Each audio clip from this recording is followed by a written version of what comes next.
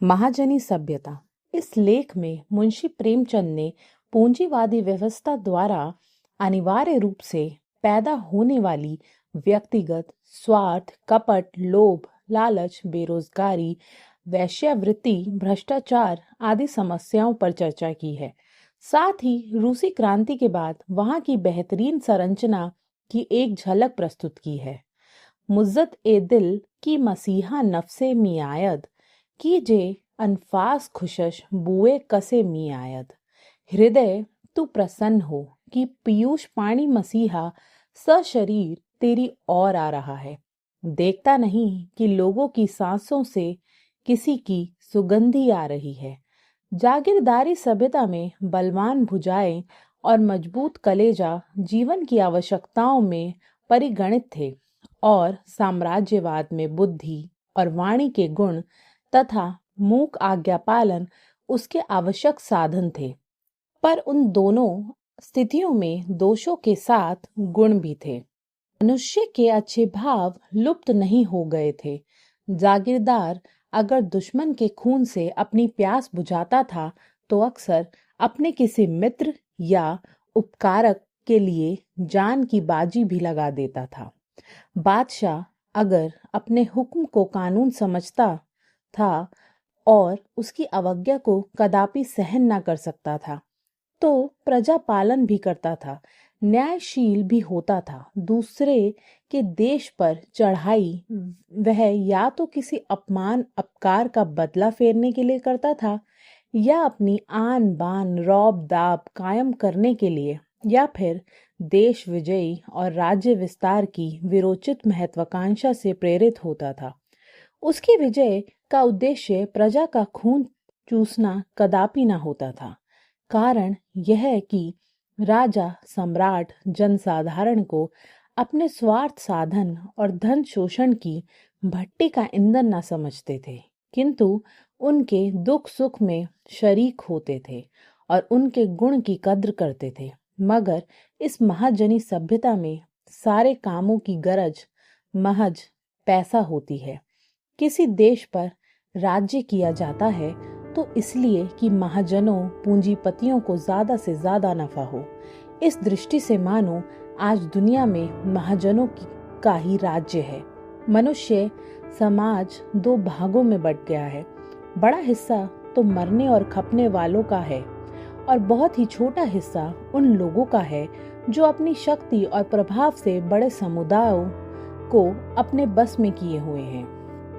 इन्हें इस बड़े भाग के साथ किसी तरह की हमदर्दी नहीं, जरा भी रू रियायत नहीं। उसका अस्तित्व केवल इसलिए है कि अपने मालिकों के लिए पसीना बहाए, खून गिराए और एक दिन चुपचाप इस दुनिया से विदा हो जाए। अधिक दुख की बात तो यह है कि शासक वर्ग के विचार और सिद्धांत शासित वर्ग के भीतर भी समा गए हैं, जिसका फल ये हुआ कि हर आदमी अपने को शिकारी समझता है और उसका शरीर है समाज। वह खुद समाज से बिल्कुल अलग है। अगर कोई संबंध है तो यह है कि किसी चाल या युक्ति से वह समाज का उल्लू बनावे और उससे जितना लाभ उठाया जा सकता हो उठा ले। धन लोभ ने मानव भावों को पूर्ण रूप से अपने अधीन कर लिया है। कुलीनता और शराफत, गुण और कमाल की कसौटी पैसा और केवल पैसा है। जिसके पास पैसा है वह देवता स्वरूप है। उसका अनंतकरण कितना ही काला क्यों ना हो। साहित्य, संगीत और कला सभी धन की देहली पर माथा टेकने वालों में है। यह हवा इतनी जहरीली हो गई है कि इसमें जीवित रहना कठिन होता जा रहा है। डॉक्टर और हकीम है कि वह बिना लंबी फीस लिए बात नहीं करता। वकील और बैरिस्टर है कि वह मिनटों को अशर्फियों से तौलता है। गुण और योग्यता की सफलता उसके आर्थिक मूल्य के हिसाब मानी जा रही है। मौलवी साहब और पंडित जी भी पैसे वालों के बिना पैसे के गुलाम हैं। अखबार उन्हीं का राग अलापते हैं। इस पैसे ने आदमी के दिलो दिमाग पर इतना कब्जा जमा लिया है कि उसके राज्य पर किसी और से भी आक्रमण करना कठिन दिखाई देता है। वह दया और स्नेह, सच्चाई और सौजन्य का पुतला मनुष्य दया ममता शून्य जड़ यंत्र बनकर रह गया है। इस महाजनी सभ्यता ने नए नए नीति नियम गढ़ लिए हैं जिन पर आज समाज की व्यवस्था चल रही है। उनमें से यह है कि समय ही धन है। पहले समय जीवन था और उसका सर्वोत्तम उपयोग विधा कला का अर्जन अथवा दीन दुखी जनों की सहायता था। अब उसका सबसे बड़ा सदुपयोग पैसा कमाना है। डॉक्टर साहब हाथ मरीज की नब्ज पर रखते हैं और निगाह घड़ी की सुई पर।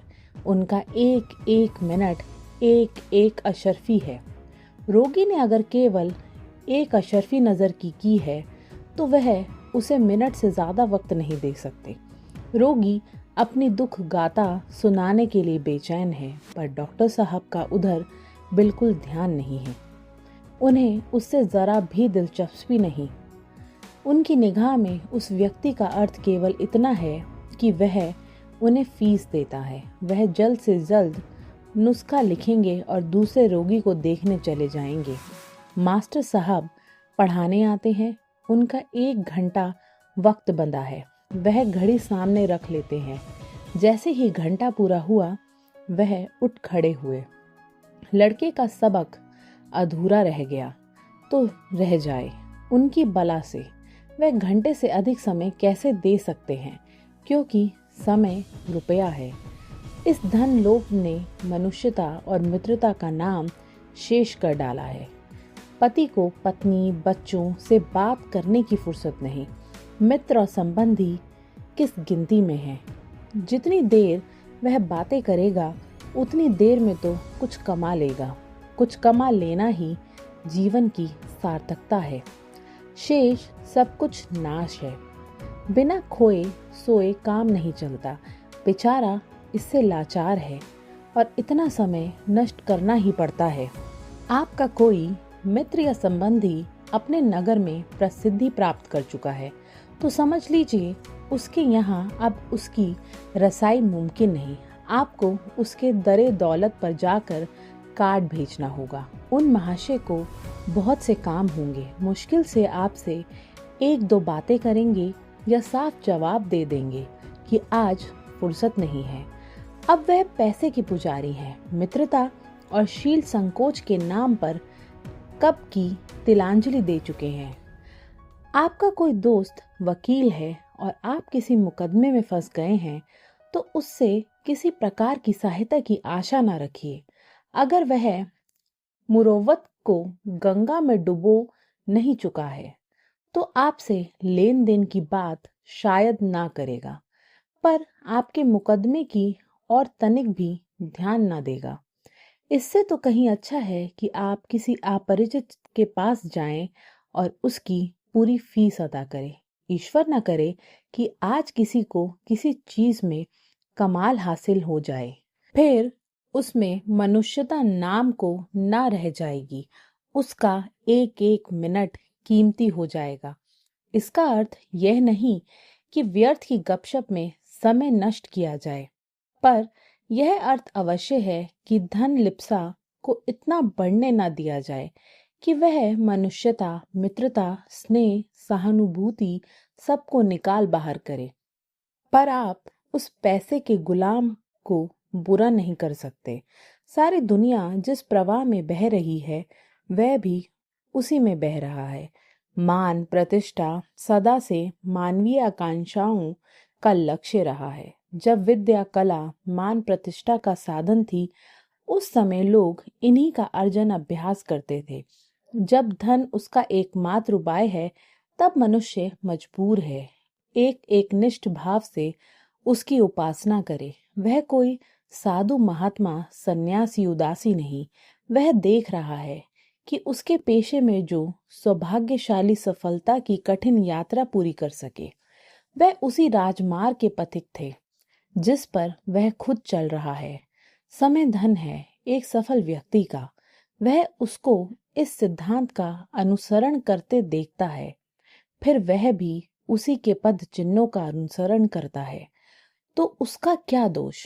मान प्रतिष्ठा की लालसा तो दिल से मिटाई नहीं जा सकती। वह देख रहा है कि जिनके पास दौलत नहीं, और इसलिए नहीं कि उन्होंने वक्त को दौलत नहीं समझा, उनको कोई पूछने वाला नहीं। वह अपने पेशे में उस्ताद है, फिर भी उसकी कहीं पूछ नहीं। जिस आदमी में तनिक भी जीवन की आकांक्षा है, वह तो इस उपेक्षा की स्थिति को सहन नहीं कर सकता। उसे तो मुरोवत, दोस्ती, सौजन्य को धता बताकर लक्ष्मी की आराधना में अपने को लीन कर देना होगा। तभी इस देवी का वरदान उसे मिलेगा, और वह कोई इच्छाकृत कार्य नहीं, किंतु सर्वथा बाध्यकारी है। उसके मन की अवस्था अपने आप कुछ इस तरह की हो गई है कि उसे धनार्जन के सिवा किसी काम से लगाव नहीं रहा। अगर उसे किसी सभा या व्याख्यान में आधा घंटा बैठना पड़े तो समझ लो वह कैद की घड़ी काट रहा है। उसकी सारी मानसिक, भौतिक और सांस्कृतिक दिलचस्पियां इसी केंद्र बिंदु पर एकत्र हो गई हैं। और क्यों ना हो, वह देख रहा है कि पैसे के सिवा उसका और कोई अपना नहीं। स्नेही मित्र भी अपनी गरज लेकर ही उसके पास आते हैं। स्वजन संबंधी भी उसके पैसे के ही पुजारी है। वह जानता है कि अगर वह निर्बल होता तो वह जो दोस्तों का जमघट लग रहा है, उसमें से एक के भी दर्शन ना होते। इन स्वजन संबंधियों में से एक भी पास ना फटकता। उसे समाज में अपनी एक हैसियत बनानी है, बुढ़ापे के लिए कुछ बचाना है, लड़कों के लिए कुछ कर जाना है जिसमें उन्हें दर दर ठोकरें ना खानी पड़े। इस निष्ठुर सहानुभूति शून्य दुनिया का उसे पूरा अनुभव है। अपने लड़कों को वह उन कठिन अवस्थाओं में नहीं पड़ने देना चाहता जो सारी आकांक्षाओं, उमंगों पर पाला गिरा देती है, हिम्मत, हौसले को तोड़कर रख देती हैं। उसे वह सारी मंजिलें जो एक साथ जीवन के आवश्यक अंग हैं, खुद तय करनी होगी, और जीवन को व्यापार के सिद्धांत पर चलाए बिना वह इनमें से एक भी मंजिल पार नहीं कर सकता। इस सभ्यता का दूसरा सिद्धांत है बिजनेस इज बिजनेस, अर्थात व्यवसाय व्यवसाय है। उसमें भावुकता के लिए गुंजाइश नहीं। पुराने जीवन सिद्धांत में वह लठमार साफ गोई नहीं, जो निर्लजता कहीं जा सकती है, और जो इस नवीन सिद्धांत की आत्मा है। जहाँ लेन देन का सवाल है, रुपए पैसे का मामला है, वहां ना दोस्ती का गुजर है, ना मुरव्वत का, ना इंसानियत का। बिजनेस में दोस्ती कैसी, जहाँ किसी ने इस सिद्धांत की आड़ ली और आप लाजवाब हुए, फिर आपकी जबान नहीं खुल सकती। एक सज्जन जरूरत से लाचार होकर अपने किसी महाजन मित्र के पास जाते हैं और चाहते हैं वह उनकी मदद करे। वह भी आशा रखते हैं कि शायद सूद के दर में वह कुछ रियायत कर दे, पर जब देखते हैं कि वह महानुभाव मेरे साथ भी वही कारबारी बर्ताव कर रहे हैं, तो कुछ रियायत की प्रार्थना करते हैं। मित्रता और घनिष्ठता के आधार पर आंखों में आंसू भर के बड़े करुण स्वर में कहते हैं, महाशय, मैं इस समय बड़ा परेशान हूँ, नहीं तो आपको कष्ट न देता। ईश्वर के लिए मेरे हाल पर रहम कीजिए। समझ लीजिए, एक पुराने दोस्त वही बात काटकर आज्ञा के स्वर में फरमाया जाता है, लेकिन जनाब, आप बिजनेस इज बिजनेस इसे भूल जाते हैं। उस दिन कातर प्रार्थी परमाणु बम का गोला गिरा। अब उसके पास कोई तर्क नहीं, कोई दलील नहीं।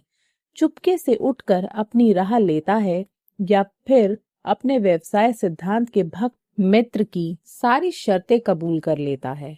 इस महाजनी सभ्यता ने दुनिया में जो नई रीति नीतियां चलाई हैं, उनमें सबसे अधिक और रक्त पिपासु यही व्यवसाय वाला सिद्धांत है। मियाँ बीबी में बिजनेस, बाप बेटे में बिजनेस, गुरु शिष्य में बिजनेस। सारे मानवीय, आध्यात्मिक और सामाजिक नेह नाते समाप्त। आदमी आदमी के बीच बस कोई लगाव है तो बिजनेस का। लानत है इस बिजनेस पर। लड़की अगर दुर्भाग्यवश कवारी रह गई और अपनी जीविका का कोई उपाय न निकाल सकी तो अपने बाप के घर में ही लौंडी बन जाना पड़ता है। यूं लड़के लड़कियों सभी घरों में कामकाज करते हैं, पर उन्हें कोई टहलुआ नहीं समझता। पर इस महाजन सभ्यता में लड़की एक खास उम्र के बाद लौंडी और अपने भाइयों की मजदूरनी हो जाती है। पूज्य पिताजी भी अपने पितृभक्त बेटे के टहलुए बन जाते हैं और माँ अपने सपूत की टहलुई। स्वजन संबंधी तो किसी गिनती में नहीं।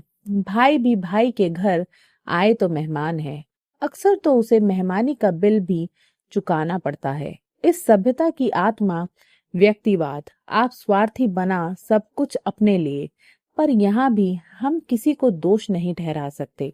वही मान प्रतिष्ठा, वही भविष्य की चिंता, वही अपने बाद बीवी बच्चों के गुजर का सवाल, वही नुमाइश और वही दिखावे की आवश्यकता हर एक की गर्दन पर सवार है और वह हिल तक नहीं सकता। वह इस सभ्यता के नीति नियमों का पालन ना करे तो उसका भविष्य अंधकारमय है। अब तक इस दुनिया के लिए सभ्यता की रीति नीति का अनुसरण करने के सिवा और कोई उपाय ना था। उसे झक मारकर उसके आदेशों के सामने सिर झुकाना पड़ता है। महाजन अपने जोम से फूला फिरता था। सारी दुनिया उसके चरणों पर नाक रगड़ रही थी। बादशाह उसका बंदा, वजीर उसके गुलाम, संधि विग्रह की कुंजी उसके हाथ में। दुनिया की महत्वाकांक्षाओं के सामने सिर झुकाए हुए हर मुल्क में उसका बोलबाला। परंतु अब नई सभ्यता का सूर्य सुदूर पश्चिम में उदय हो रहा है, जिसने इस नाटकीय महाजनवाद या पूंजीवाद की जड़ खोदकर फेंक दी, जिसका मूल सिद्धांत यह है कि प्रत्येक व्यक्ति जो अपने शरीर या दिमाग से मेहनत करके कुछ पैदा कर सकता है, राज्य और समाज का परम सम्मानित सदस्य हो सकता है, और जो केवल दूसरों की मेहनत या बाप दादाओं के जोड़े हुए धन पर रईस बना फिरता है, वह पतिततम प्राणी है। उसे राज्य प्रबंध में राय देने का कोई हक नहीं और वह नागरिकता के अधिकारों का भी पात्र नहीं। महाजन इस नई लहर से अति उद्गन होकर बौखलाया हुआ फिर रहा है और सारी दुनिया के महाजनों की शामिल आवाज उस नई सभ्यता को कोस रही है, उसे शाप दे रही है। व्यक्ति स्वतंत्र धर्म विश्वास की स्वाधीनता, अपनी अंतरात्मा के आदेश पर चलने की आजादी, वह इन सब की घातक गला घोंट देने वाली बताई जा रही है। उस पर नए नए लांछन लगाए जा रहे हैं, नई नई हुर्मतें तराशी जा रही हैं। वह काले से काले रंग में रंगी जा रही है, कुत्सित रूप में चित्रित की जा रही है। उन सभी साधनों से जो पैसे वालों के लिए सुलभ है, काम लेकर उसके विरुद्ध प्रचार किया जा रहा है। पर सच्चाई है जो इस सारे अंधकार को चीर कर दुनिया में अपनी ज्योति का उजाला फैला रही है। निसंदेह इस नई सभ्यता के व्यक्ति स्वतंत्र के पंजे, नाखून और दांत तोड़ दिए हैं। उसके राज्य में अब एक पूंजीपति लाखों मजदूरों का खून पीकर मोटा नहीं हो सकता। उसे अब यह आजादी नहीं कि अपने नफे के लिए साधारण आवश्यकताओं की वस्तुओं का दाम चढ़ा सके, अपने माल की खपत कराने के लिए युद्ध करा दे, गोला बारूद और युद्ध सामग्री बनाकर दुर्बल राष्ट्रों का दामन कराए। पर इसकी स्वाधीनता ही स्वाधीनता का अर्थ है कि यह जन साधारण को हवादार मकान, पुष्टिकर भोजन, साफ सुथरे गांव, मनोरंजन और व्यवसाय की सुविधाएं, बिजली के पंखे और रोशनी, सस्ता और सुलभ न्याय की प्राप्ति हो। तो इस समाज व्यवस्था में जो स्वाधीनता और आजादी है, वह दुनिया की किसी सभ्यतम कहाने वाली जाति को भी सुलभ नहीं। धर्म की स्वतंत्रता का अर्थ अगर पुरोहितों, पादरियों, मुल्लाओं की मुफ्तखोरी, जमात के दंभमय उपदेशों और अंधविश्वास जनित रूढ़ियों का अनुसरण है, तो निसंदेह वहां इस स्वतंत्रता का अभाव है। पर धर्म स्वतंत्रता का अर्थ यदि लोक सेवा, सहिष्णुता, समाज के लिए व्यक्ति का बलिदान, नेक नियति, शरीर और मन की पवित्रता, तो इस सभ्यता में धर्मचारण की जो स्वाधीनता है और किसी देश को उसके दर्शन भी नहीं हो सकते। जहाँ धन की कमी बेशी के आधार पर असमानता है, वहाँ ईर्ष्या, जोर जबरदस्ती, बेईमानी, झूठ, मिथ्या अभियोग, आरोप, वेश्यावृत्तित्व, व्यभिचार और सारी दुनिया की बुराइयां अनिवार्य रूप से मौजूद हैं। जहाँ धन का आधिक्य नहीं, अधिकांश मनुष्य एक ही स्थिति में है, वहां जलन क्यों हो और जब्र क्यों हो, सतित्व वक्रिय क्यों हो, व्यभिचार क्यों हो, झूठे मुकदमे क्यों चले और चोरी डाके की वारदातें क्यों हो। ये सारी बुराइयां तो दौलत की देन है, पैसे के प्रसाद है। महाजनी सभ्यता ने इनकी सृष्टि की है, वही इनको पालती है और वही यह भी चाहती है कि जो दलित, पीड़ित और विजित हैं, वे इसे ईश्वरीय विधान समझकर अपनी स्थिति पर संतुष्ट रहे। उनकी ओर से तनिक भी विरोध विद्रोह का भाव दिखाया गया तो उनका सिर कुचलने के लिए पुलिस है, अदालत है, काला पानी है। आप शराब पीकर उसके नशे से बच नहीं सकते। आग लगाकर चाहें कि लपटे ना उठे, असंभव है। पैसा अपने साथ ये सारी बुराइयां लाता है जिन्होंने दुनिया को नरक बना दिया है। इस पैसा पूजा को मिटा दीजिए, सारी बुराइयां अपने आप मिट जाएंगी। जड़ ने खोदकर केवल फुनगी की पत्तियां तोड़ना बेकार है। यह नई सभ्यता धनाढ्यता को है लज्जानक तथा घातक विष समझती है। वहां कोई आदमी अमीरी ढंग से रहे तो लोगों की ईर्ष्या का पात्र नहीं होता, बल्कि तुच्छ और हेय समझा जाता है।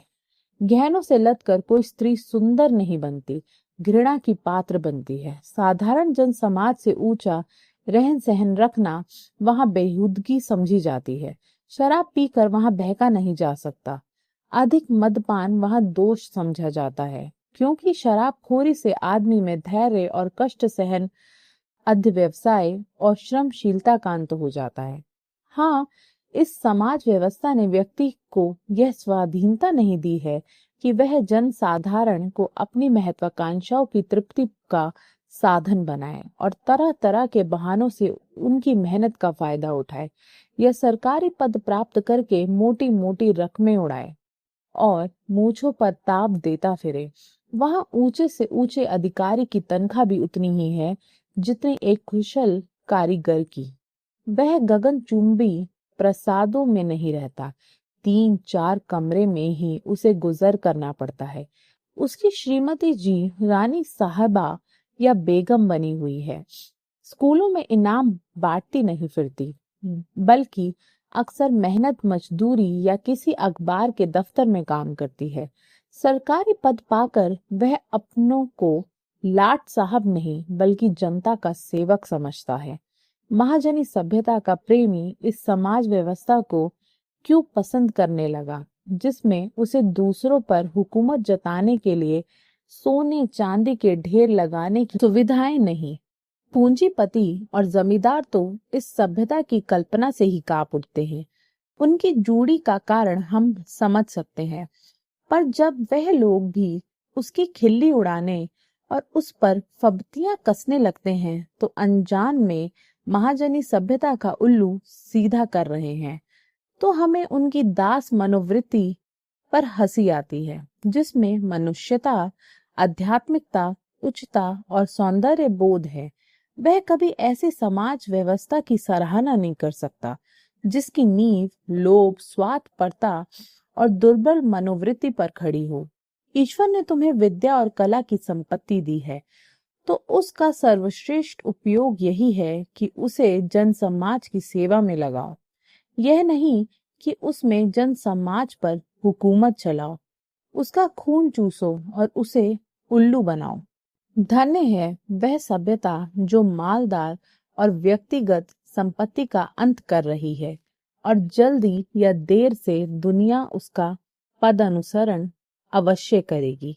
यह सभ्यता अमुक देश की समाज रचना अथवा धर्म मजहब से मेल नहीं खाती या उस वातावरण के अनुकूल नहीं है। यह तर्क नितांत असंगत है। ईसाई मजहब का पौधा यरूशलेम में उगा और सारी दुनिया उसके सौरभ से बस गई।